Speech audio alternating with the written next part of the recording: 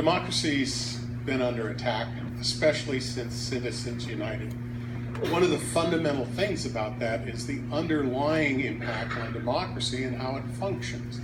As long as there are people who are able to put the power of corporations and by our legislators, which is what's been happening in large part because so much money's involved, I'd like to know if you can help us change the way things are, because the Supreme Court made a mistake. Let's correct it. Let's go back and say, one man, one vote.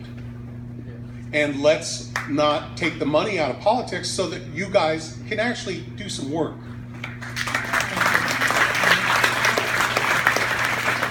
I agree on Citizens United. I support and have supported a constitutional amendment to overturn Citizens United. That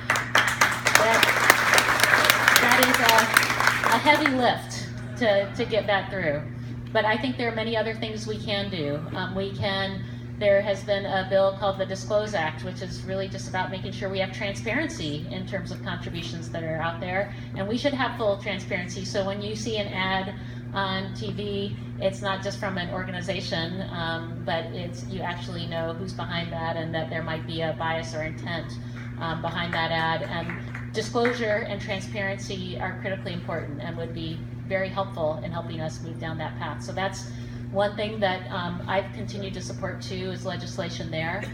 And finally, even though it's a little bit separate from your question, but it's definitely related, we need to make sure that everyone in our country feels a free ability to vote. And unfortunately, we've seen a lot of efforts to make it more difficult for people in our country to vote and have access to the ballot, and we need to make sure that we uphold those rights, uphold the Voting Rights Act.